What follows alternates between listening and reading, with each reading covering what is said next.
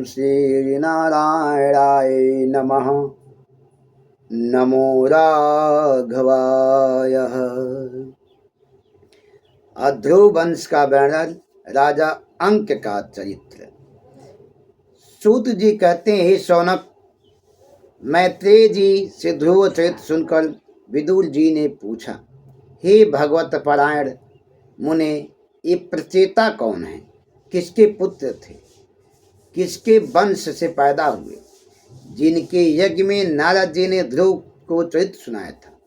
मैत्रेय जी ने कहा, विदुर जी, महाराज ध्रुव के वन चले जाने के बाद उनके ज्येष्ठ पुत्र उत्कल ने राज सिंहासन को अस्वीकार कर दिया, क्योंकि वह जन्म से ही शांतचित्त, आसक्ति शून्य, समदर्शी तथा आत्मस्वरूप में स्थित रहते थे।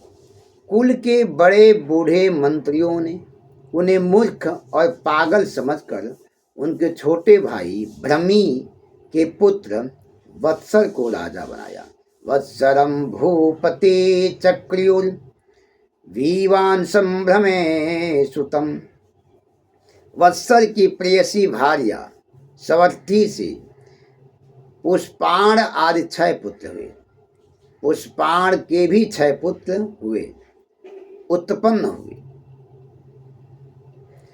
जिनमें से सबसे छोटे पुत्र व्युष्ट तथा व्युष्ट से चसु नामक पुत्र उत्पन्न हुआ, जिससे चासुष मनु हुए।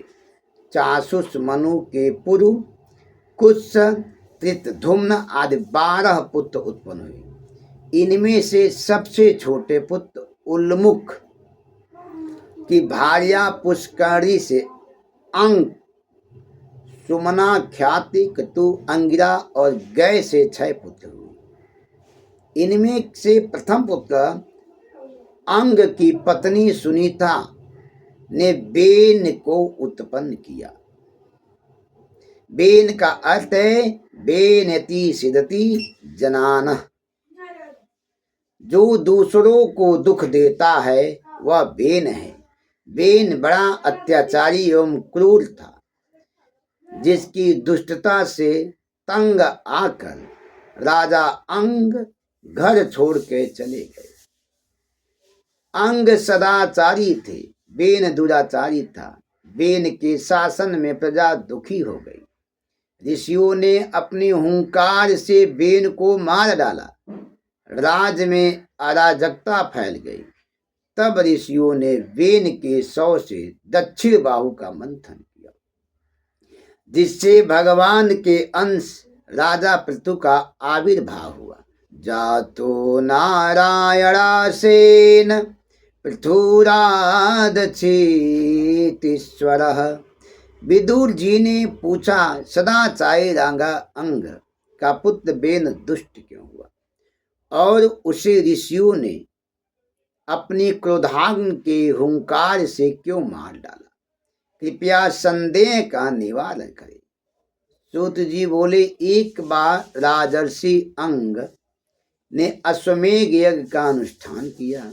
उसमें वेद पाठी ब्राह्मणों के आह्वान करने पर भी देवताओं ने अपना भाग ग्रहण नहीं किया। राजा ने यज्ञ के आचार्य से पूछा, भगवान आप ही विचार कर इसका कारण बताएं। यज्ञाचार्य ने कहा, राजन, पूर्व जन्म में पाप के कारण आपको पुत्र नहीं हुआ। पहले पुत्रेष्ट यज्ञ कर पुत्रवान होकर यज्ञ करें, तब देवता भाग ग्रहण करेंगे। ऋत्विजों ने पुत्र प्राप्ति के लिए भगवान विष्णु को पुरोडास नामक चरु समर्पण किया। आहुति डालते ही यज्ञ कुंड में से एक पुरुष, जो वस्त्र भूषों से सुशोभित थे, प्रकट हुए। वह स्वर्ण पात्र में खीर लिए हुए थे। हिरण्यमयेन पात्रेण सिद्धमादाय पायसम। उस यज्ञ पात्र की खीर को ऋत्विजों की आज्ञा से राजा अंग ने अपनी पत्नी सुनीता को दिया, जिसको गर्भवती हो गई। उसकी बेन नामक पुत्र उत्पन्न हुआ। सुनीता मृत्यु की पुत्री थी। वेन ने नाना मृत्यु में संस्कार थे।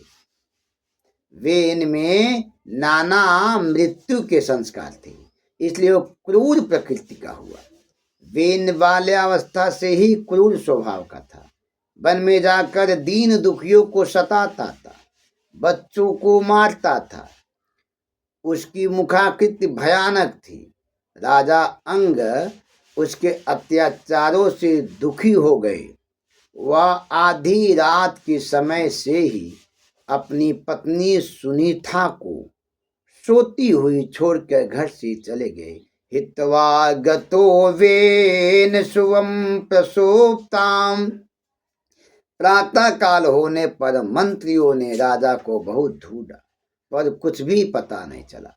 तब राज्य के मंत्रियों ने ऋषियों को इसकी सूचना की और उनसे निवेदन किया। तात्विक विवेचन क्या है? ये कथाएं मानव जीवन के लिए प्रेरणादायक है।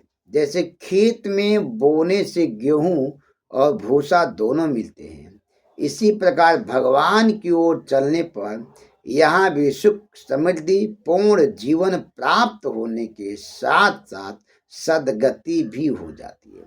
जो स्थिर नहीं रहता वह धन द्रव्य है। जब वही अर्थ भगवत संबंधी होता है तो अर्थ भी भगवान से मिला देता है। अर्थ का भाव है इरियति इति अर्थ, अर्थात अध्यात्म मार्ग में चलने पर पहले जीवन कष्टमय होता है, समाज भी अपमानित करता है, बाद में उसका जीवन सुखमय हो जाता है। गीता में भगवान कहते हैं, यद यतदग्रे विषमिव परिणामे मृत्योपयम्। शुरुआत में बहुत दुख होता है, बाद में सुख मिलती है।